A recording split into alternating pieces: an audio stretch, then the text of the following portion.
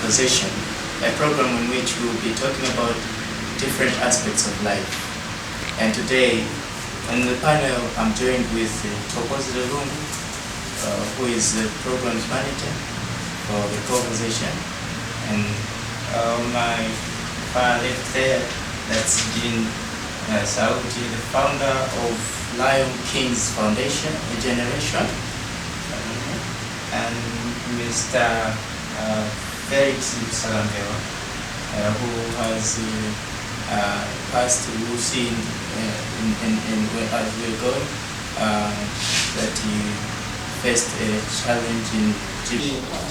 Before we go further, maybe let's just go through to finalize, you know, when you're going to have gender-based violence to kind of such. It's from Bambili.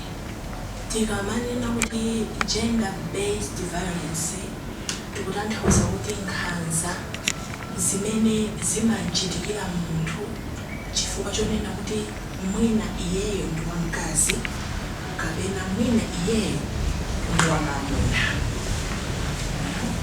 Komano kwakukulu gender-based violence imaonekera kwambiri ngakhala kuti ikuchitika kwa azimayi.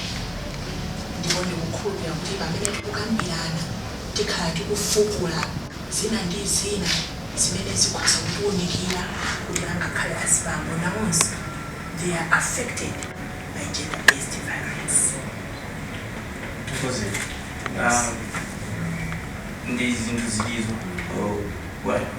what kind of things would you say to gender-based violence?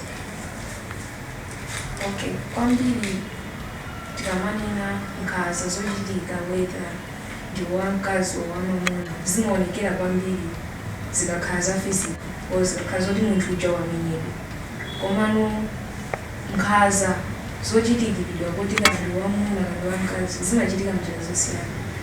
Pali ena mawu okhawa amatha kuwapweteka kupeza kuti munthu uja momoti azipanga zinthu kuti timunyoze kuti uyu ndi munthu mu community or society amazapezeka kuti zambwezera mbuyo. Mutati mumufufuze munthu uja kuti ndifukwa chani ukupanga experience this drawback. Mwazapeza zimene akuyankhulazo muthano kupanga draw to say munthu uyu anapanga experience.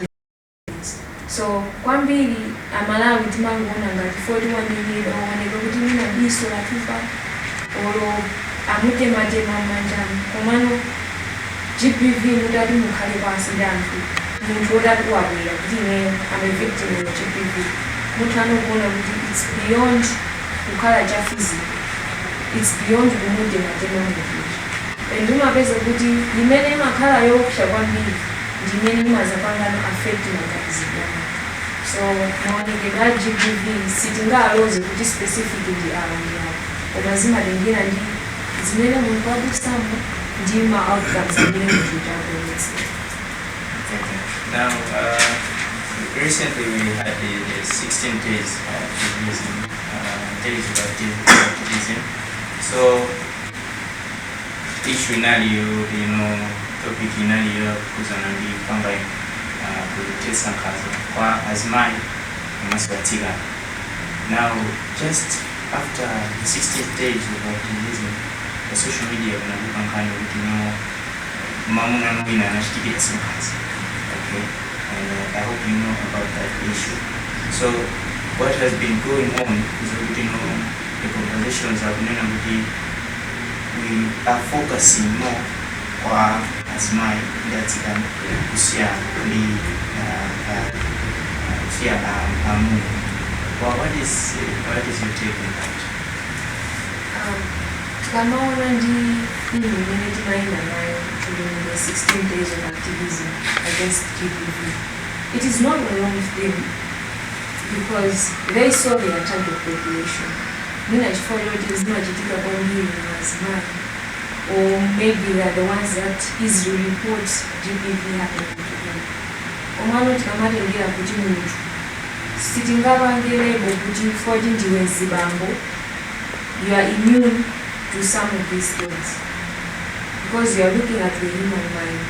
Many mechanisms are muntu de ineyo muntu amandichitikira nkhanza kwa ineyo ndichitenga kuti zimachitika koma chichitikira wina achitenga kuti kumana ine ichichi chandikutika.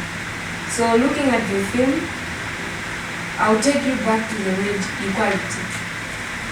Takati kuchinena and antangira machinena kuti we're trying to achieve equality. Kufanana kwa azibamu ndi azimai. Kumano tikamaona ma efforts amene akuperekedwa in terms of achieving equality. You'll find kuti kwambiri chimaya kulidwa ndi azimai. Maybe back then it was important considering the societal perspectives when it comes to a male and a female. Omano, it needed to reach a certain point to say that we need to balance things. India our South Africa is a level yoti akufana na ndazi now. Let's balance them now. Tikamapeleka ma services azikhala chimene tikupeleka chizikhala so chimene tikupeleka. But we've seen kuti zikupezeka kuti kukuku zikupitirirabe passive. Reasons are unknown.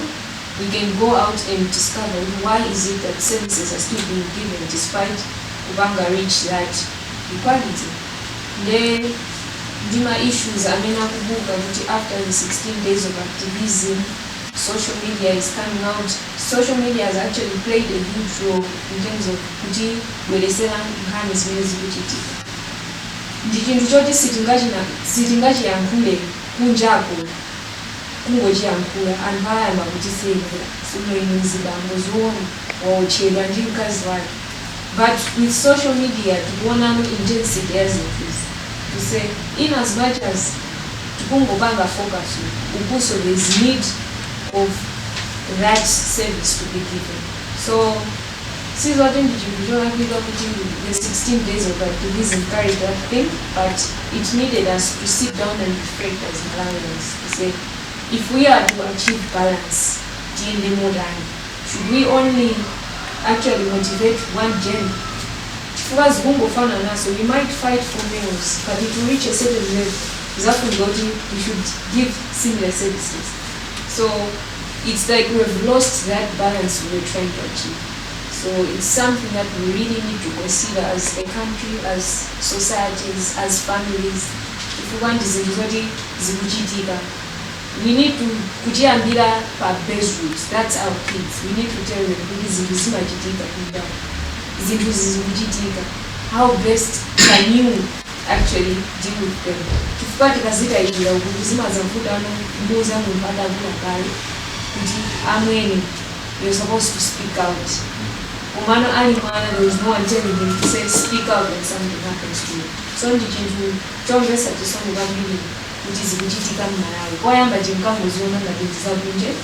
Umano they are here. Reality is now hitting us every time. Mr. Francis, you work with the youth and I believe some of the youth are these issues really happening. Men being violated to the extent of this violence. Yeah, thank you very much for the question. The answer is yes. I am from a youth background. I work with young people. So many boys or men are really being affected by gender-based violence. This is supported by the statistics. Looking at 2019 to 2021, if you see into the cases of the suicide cases in Malawi, 90%, 92% actually are males, while 8 are females. So many suicide cases which we say are originating from gender-based violence, as well as some stress which is being caused by gender-based violence. So men are facing a lot of gender-based violence, in short. So in fact, when I was introducing, I talked about Mr. Felix Msalambewa being one of those people who has faced gender-based violence before. Mr. Msalambewa, mina tatifulo zeleni, mina antawona kuti kamba kuna mina amuna nasoma kumana nikazi. Can you really confirm kuti from your perspective amuna kumana nikazi?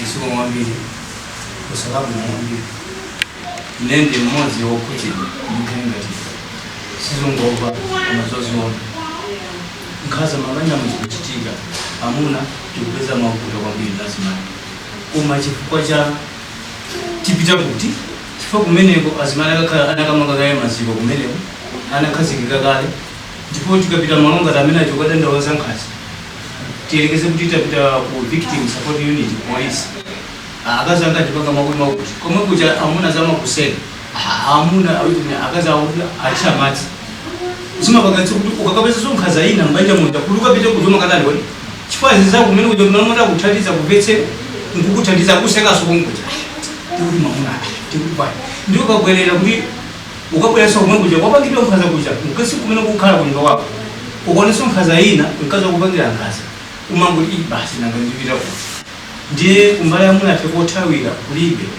inena ndapeza nkhaza mkazi ndita chipongwe wanga chitu tayambana wandipanga chipongwe ndiye nagaza ndifuna polisi ndi tabanga mutana ndio nani ndio basi ndio mutani ndio kwa kwa decision ine neza fika hapo nengo zimanga nengo kufa hapa kwa nina kulala kwa nditu sizoti kwa zote zinajigaina nina kulala kwa nditu ndio kontepita kujibana ndio amangani tandiza mwangu ni nini ngakuri mine ndakaza kwa kazi wangu ndipanga chache nanga haya nagwabena bake koma nditu nina kulala kwa nditu tinkazi koma ninadisa chifonya kuti ndikakauza othandiza ndikapita kumabunga kani tandiza pakuti chinecho soka kambe kumene wakamba zankazi kodi nkazi zokupatsa sino nkazi anthu akamamenyana mwina awiri ungafunuleke tsemata amene tapita no tekoli chakula njani kena kankaweruza mwanducho nkuwaumba wasesula aende mabake sobale kumudi koma kokakwana na zanzima yeka nangene ndipita ndi amuna ambiri kufera pakomo chifukwa chakuti popita tilibe odipakira kulibe koma tikupeza makuta akuluakulu lituma nyumbamo khaza kwabamba zilipo zikulu kuti fotokoze mwina azimayiwa akungolira mwina afuna chi mwina sokuti apate china chake kuti bungwe lathandize akutekere katundu pa nyumba kumapita koma amuna afekeza makuta akuluakulu mabanja koma tipita nazo kuti atithandize ndani otithandiza kulibe titu. So James, you heard about what you have said, especially the men. What do you have to say? Nditamba kuyankhula maso azakulewa mankhani yawo ezokutitengera mafundo zimene anayankhula zangapo nkhani ndionena kuti ndine fotokozera Msalambewa issue yawo kupita nayo ku victim support unit akuti oyambirira kuwaseka ndi abambo anzawo okay komanso iwowo amapitirizabe kukhala pansi pankhaza za mzimayi chifukwa chonena kuti nanga ndilibe kuti ndikanene ndikapita kokafuna kuti ndithandizidwe akundiseka ndiye ndingopirirabe atapita kuchipatala anabisa chimbunji chachimene chidachitika kwa iwo kuti avulale chifukwa anayamba kusekedwa. Izi zikuonetsera kunena kuti vuto lenileni la makamaka kubisika kwa nkhanza zimene zikuchitidwa azibambo ndi chiyambi. Okay? Chiyambi chake chikugona pa chikhalidwe chathu kacha. Chikhalidwe chathu chimatiuza kuti mzibambo ndi mutu wa banja. Okay? Ngadali mutu ndiye kuti akuyeneka kuti azizipanga present kuti ndi wamphamvu. Ndi wolimba. ndipo because of that aliyesisayembekezera kuti pakhoza kupezeka mamuna amene akhoza kuonetsera chofowoka ndi mmenenso mwina timalelera athu mmene anenera anzathu ayuthi kunena kuti mmene timalelera ana athu when it comes to institutions that reinforce gender roles. Tikamalera ana athu ngati family, mwana wa mamuna akakhala kuti mwina akufuna kupanga express kuwawidwa kwake polira, imati kuti khala chete ndiwe mamuna satane sali. Pamene mkazi akamalira timati kwera kuno mama, kumugoneka pamendo pepa mama. Pamene mwana wa mamuna akamalira timanena tikupusa kumeneko ukulira chani, ukukhala ndi mkazi bwanji, utanthauza kuti sikache yathu imamuona munthu wa mamuna kuti iyeyo alibe zowawira ndipo asaonetsere chowawira. Ndiye chifukwa kuti kuchokera kumene tachokerako, kumene taleleredwerako, titaleredwa ndi kunena kuti mamuna asaulule chofowoka. Ndiye mamuna yonse pokula nayenso amaona kuti ine ndine wamphamvu, ine ndine munthu amene sindingaonetsere kugulu chofowoka changa. Ndiye chifukwa chimenechi akakumana ndi chofowoka amapezeka kuti akuchibisa. Ndikanena bwanji popeza mamuna society kumuyembekeza kuti akhale munthu amene akuonetsera kuti ndi wamphamvu. Yes. A man, when it comes to my issues ngati angati, we also have to understand the biology of a man and the biology of a woman. The way the brain is, the brain orientation in terms of processing of information and how we react to emotions or to stress is different between a man and a woman. A woman expresses their inner health by their emotions. A man does not express that emotionally. So, mzona kuti inamkanime ngati nzimai ndilira ndikuwa koma mamuna sakuwa, because biologically there is a difference in the way we process our feelings. So, kuthandizira bankhani kuti tingathandize bwanji mabungwe so tingathandize bwanji ndikumakamaka ndikubweretsa awareness kuti mudziwe kuti mamuna ni ndani, mkazi ni ndani. Mamuna chinaso chimene mamuna sangayankhulire. Mamuna ato biologically is not acquainted with speaking. A woman can speak over 20,000 words in a day. A man, the maximum he can speak, if he wants to speak, is 5,000. And the way the brain is interconnected between a man and a woman is different. The brain of a man is kind of in compartments in terms of processing information. Every single issue has got its own compartment. For a woman, no matter how many issues are, they are interconnected. So when a woman is processing one issue, she will begin to interconnect a number of issues, of which a man can only handle one issue at a time.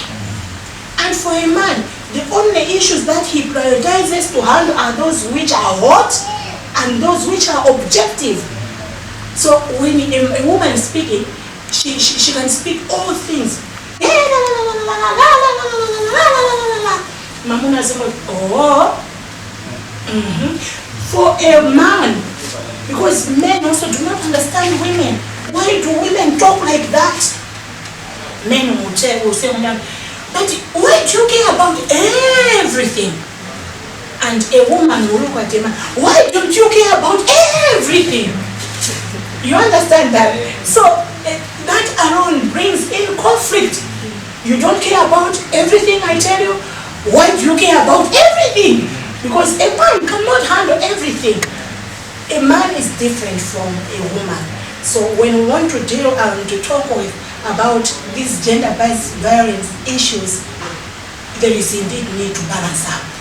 But also we must understand that gender-based violence does not only start when there is a physical reaction happening. It starts with the injuring of the inner network, because we are more human on the inside than we are on the outside. Whatever happens on the outside is a manifestation of what has happened on the inside. Thank you.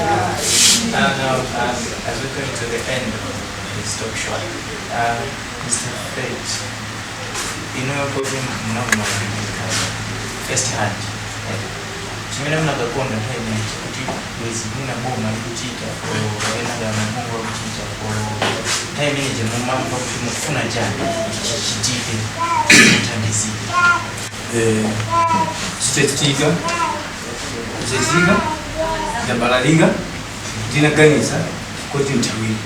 Zeziga, Burungati, Ingabitano, Chifon of wedding, Gadim Pet, okay. Nibidina police, and the Bungarina Mene, Kurimalo, Timaka, whatever, and cassette. Kan do mai temane bida buja ko zamana zawo sipo poyamba nente dogo ga mba sena ko gari do mabudu bas ale da kazo kan da buja to ko propose kina ga khani da foti gasima khani khani ne wayamba uri wango idula ne muita basura ina zo keso sana ko diselo amni namuna mbibe umene ngobeni mpaka ngazo tuka bamene ndikuti tuka banja ndida anadida nene ndakuda mwene mamuna sana prepare munkazi mpakombole kudazo pangani zimene zilikwezeza mbuyi ni mununga limwina akati umva ngati ye ine ndinkazi wanga antu tifamodzibe ngakera ambana tsiku linali khaiswa jani limodzi ndita bwela uku kuti kathandizika ikapeza upangira wabwino mmene ndali mutemo magazo manga kinako akunipatsa zobwezeza mbuyi nditakala ndita zachiwirizi none kuti nzosafuna panga bitakamodesekaso kweni vule mene laonekera ndichoti ndinangokathira kuchipatala ndinapita kuchipatala ndinabisaso maenda pena pake nangogota dzikwete koma kuona mene malone napwetekeka noti anasoka masiti awiri kuchoka pasi mpaka pamwamba ndinavulala kwambiri koma ndinesetsa kuti ndinabisa koma ngasi ukabisa chintoti chaoneka kwantu loko ndikubwera kule kunyumba mandira mazi uyo kazi wali pamene zinali kudzabe mpaka zinali kuda kuti mwina upita kubungwe ndimutosatendisa kubungwe kosango kwamba amayi sonkapita sobungwe ngati mene akanteleza bwaji ndine mamuna mene ndaonekereza ndizini bwezeza mkulu ngakile panopa kukaza kuti ndikadendaula kuti loko ndapeza nkhaza yokudzana kubanja zimali kwesi chifukwa kumeneko ndakakumudwa. So, Mr. Joan, Yes. What direction should we take as a country? Choyamba ngati dziko tikuyenera kudziwa kunena kuti when we talk about gender-based violence, it's an issue of human rights. So the base of that is human rights, because there is a man and a male and female. We are both human beings. So human rights are entitlements. These are entitlements that one has or she has by virtue of being human. Therefore, make sure there is enough awareness of human rights issues as well as gender-based violence, its forms and where to report. I'm talking of reporting mechanism. So there are two things here. If it needs counseling, we need to go to the institutions that will do counseling, because gender-based violence happens between two people, male and female. So if they need to go kwa ngoswe, akwenda kupita kwa ngoswe, akatani akapase counseling. Kapena kupita kumabume kuna kumzuzu chindi St. John of God. Apanga counseling ngani za mental health, just because ngaza zambiri zimene zikuchitika mbanja ineyo nditsindike pano kuna kuti ndizimene zapangisa kwambiri kuti chiwerengero cha anthu amene akuzipa amene ambiri ndi amuna chichuluke. Chifukwa chani dziko mu zinthu sizili bwino, nkhani za chuma sizikuyenda bwino, zinthu zakwera mitengo. Ndengati zinthu zakwera mitengo, munthu amene society ikumuyembekezera kuti ndi the head of the family amakhala kuganiza kwambiri nyumba moja, ndipereke ndalama ya rent ndipange bwanji, ndipite ku ntchito kapena ndine mbusa ndikajese nkhosa chakhumi chiyende motani, kapena ndine wachinyamata ndipeze ntchito ndikachite kani. Now ukupita ku nyumba ukakumana ndi uyu mzimayi amene sakumvesa kuti pa nyumba palibe sugar, palibe bread, akupanga nkhanza zosiyana-siyana zimene zimakhalira munthu ngati mjana nene yapo thoko mmene anene yapo madam pastor komanso msakambira muna kuti nkhanza zambiri zimene zimachitika za mu ubongo ndizoopsa kwambiri. Mwachitsanzo nkhanza yopanirana kugonana mnyumba, yet munthu wachikoko uli ndi mavuto enawo ukayipeza mnyumbamo, ndiye kuti result yake ndiyo tani, ukuona ngati kuti dziko lakutani lakukanika. Ndipange motani anyamata kapena azibambo amapita kuyamba mowa ndi kusuta kuti mwina apezeko kamtenderekera kapena akapeze mkazi wina mabala kuti zimene zilako zawo zitani zite. Nkhanza yonyozedwa kapena kumenyedwa imathaso kupanga effect faya nangasiyana nena kuti timakhala chete amunafe ndio timakhala muchati mu ubongo ndio umaona ngati kulibenso kwina kumene ungakadandaula azeli kuzikweza. Ndio chifukwa chake azibambo ambiri akuuza miyoyo yawo, koma amene akupanga perpetuate ndi uso pano mkazi. Ndio kuti tizibalansa bwinobwino kunena kuti kufanana mphamvu kumene tikufuna much that boma tapanga promote kwambiri women empowerment. Tiyeniso tiwaphunzitsa azimayiwa kunena kuti aziwamvesesa amunawo. As a result tichepesa nkhanza chifukwa aliyense ndi munthu. Ma human rights achakwera pati kodi ichi chitandichitikira ine ndingamve bwanji, nayenso zimayi aganize choncho inenso chitandichitikira ichi ndingamve bwanji, choncho ndisatani ndisapange ichi. Ndiye kwina kopita ndi mavuto ngati amene wandi victim support unit police kuti kumene kuchaso amapereka uphungu counseling yabwino ndithu kuunikirani osati kutesa banja ya koma kuunikirani ndi kuphunzitsani kunena kuti izi ndi nkhanza kutere ndi nkhanza kutere ndi nkhanza machitanizi kunena kuti pakhale kukhalirana kwabwino. Titapanga choncho tipangeso strengthen what we call reporting mechanism. Nkhanza zambiri mwina panopa tikungolangula koma zimachitika zimasoweka kuti zipite nazo azimayi kapena azibambo amasoweka kuti ndipanga report bwanji.